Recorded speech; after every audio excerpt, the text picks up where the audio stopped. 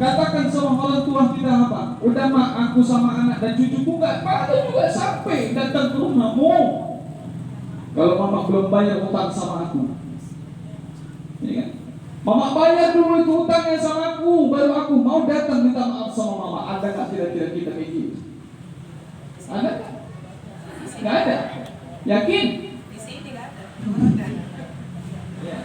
Maka kita sudah sudah dibodoh-bodohi sama yang nama apa? Kadang cuan itu bisa memutuskan silaturahmi. Gara-gara 100.000 saja kita itu silaturahminya putus.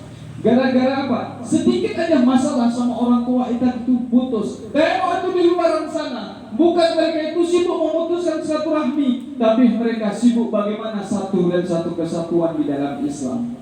Betul nggak? Betul. Itu bentuk rasa prihatin kita sama teman-teman.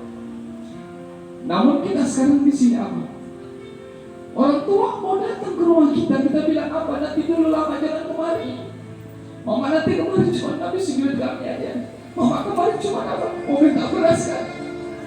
Ya, mama kemarin cuma mau ngapain? Menyusahkan kami. Tengok dahulu ketika mereka melahirkan kita, berapa banyak darah yang keluar dari perutnya. Berapa banyak juga rasa sakit itu dirasakan sama orang tua kita. Ada nggak kira-kira sampai sekarang? Oh ganti itu darahnya. Pernah nggak kayak gitu orang tua kita? Nggak pernah. Ada nggak sampai sekarang itu orang tua kita minta? Mau tahu nggak kalau itu rasa sakitnya? Mereka juga nggak cerita sama kita. Dan sesuatu yang diberikan sama orang tua kita itu nggak pernah minta ganti orang tua kita. Tapi alangkah bodohnya kamu seorang anak yang kemudian sedikit saja mengasih sama orang tua kamu tuntut itu, dan kamu minta ganti rugi itu sama orang tua kita. Di mana akal ini? Pernah nggak kita itu? Hampir semua terjadi. Kenapa itu bisa terjadi? Anak sudah bebas dengan pergaulan. Anaknya sekolahkan sama kita. Ibu seorang ibu yang punya anak, harapan dan impian kita apa? Supaya dia bisa berbakti sama kita. Betul, semuanya itu kita pasti bilang betul. Namun kemudian apa?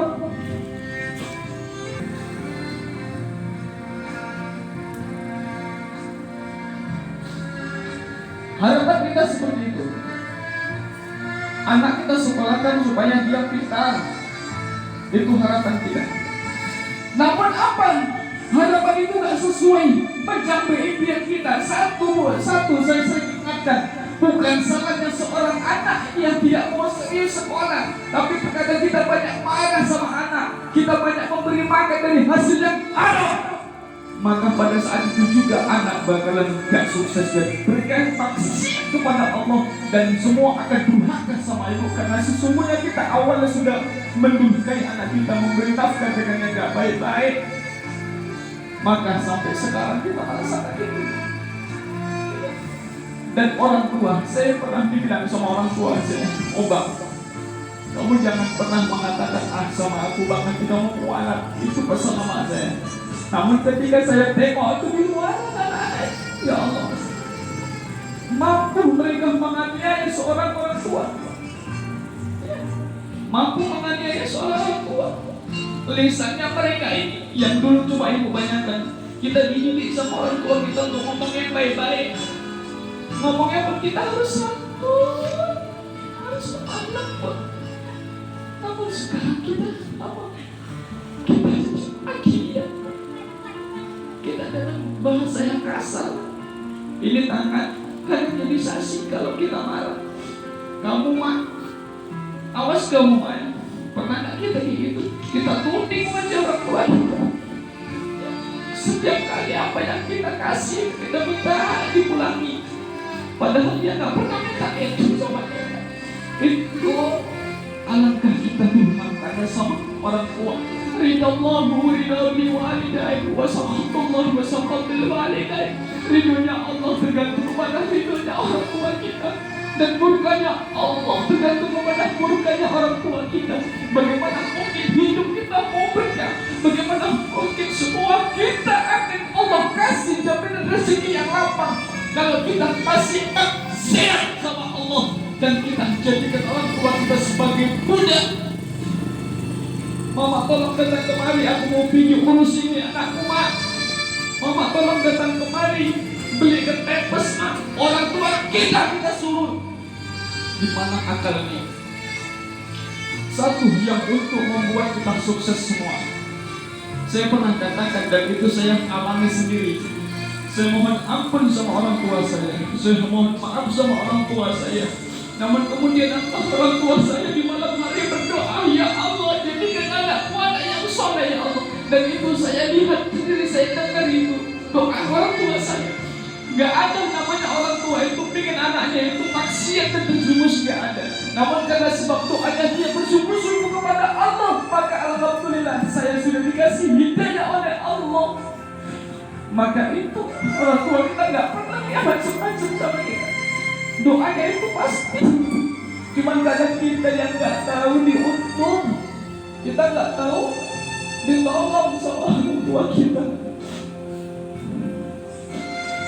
Maka anak-anak Bu, kita semua di sini, walaupun saya tahu ibu ini orang tua semua, ibu pasti punya anak.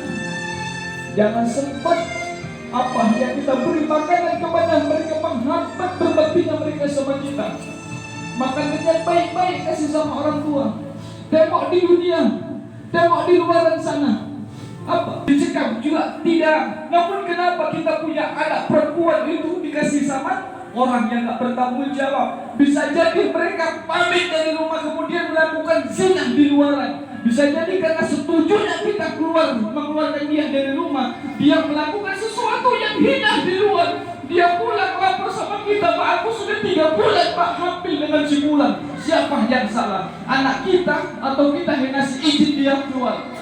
Maka yang salah adalah kita.